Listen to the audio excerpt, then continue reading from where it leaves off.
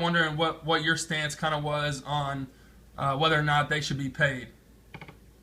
It's kind of a two-way deal for me because I've been in situations where, like being at the University of Illinois, where there's a lot of revenue off the sport, in different sports.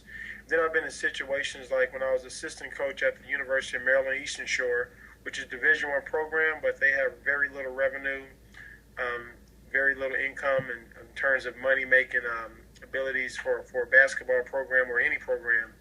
So the deal would be like how much and who should get paid, and you know, but like life things aren't fair. So do like the higher programs kids get more money, and the lower programs get what they can get or what they can make. But my second part of it is that there's a lot of people making a lot of money off college athletes, and it's just kind of a bad deal. Okay. Um, so if they were to be paid eventually, what do you think the best way to go about it would be? Do you think it would be, paying every collegiate athlete equally, men's and women's sports, or do you think that it should be kind of based on the revenue that that specific team brings in to their university? Well, you would have to do it like sport specific to make it work, because like for you say like how you going to pay a basketball athlete who you know we're having to sell out every game the same amount that you might pay a field hockey Right. athlete, who's not going to get a lot of attention out there and a lot of fan support, and so it's really hard. And that's I think one of the biggest issues is like who like how do you differentiate like who gets pays what and when, and the way they pay them for stipend checks and scholarship checks is already like will be a good method, but you just don't know like it'd be hard to break it up, and then Right. if you do try to break it up, who's in control of it, Right. or it doesn't get out of hand. Okay. Okay. I like that. So the last one, actually, there's two more. What do you think of the NCAA stance of covering short-term injuries, but not like long-term, since players are only eligible to receive the one-year scholarship?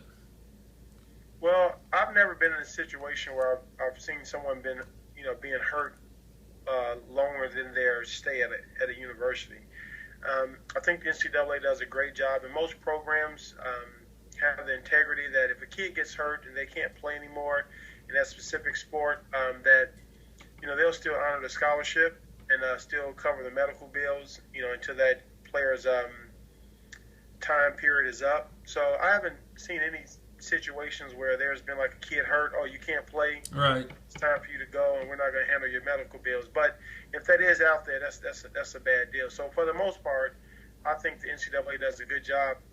Although it is a one-year deal, but no one's going to be in the business of like kicking kids out, because now if that happens, if we're in Illinois and we get rid of a kid, well then the guys we're recruiting against are going to go like, well, listen, if you get hurt over there, they don't want you anymore. They just throw you to the curb. Hmm. So I don't see that too often. So I think overall the NCAA does a good job with that. Okay. Last one here. Do you think, or could you see the NCAA changing their rules anytime soon about this issue? Which one? The pay for play, or Yep. Just getting paid to go to school and play. you know what? They could, but like I said again, it's going to be hard.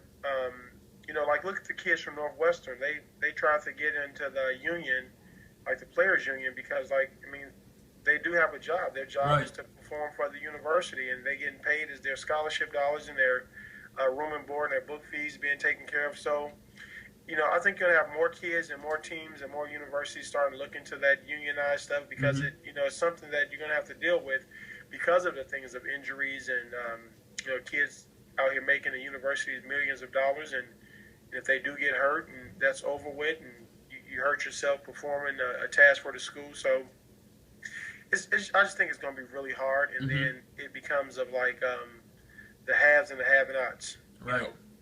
like the rich and the poor kind of deal. Hmm. And you don't want to get into that, because the purest thing about college athletics, I think, is that there is no real money to say that you're playing for. You're playing for the spirit and the heart of your school and those colors that you wear.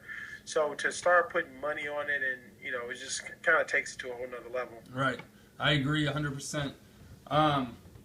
That, I believe, is it. So I really appreciate you taking the time out of your busy day to share your information on the issue. So we wish you best of luck for the rest of the year, and take it easy.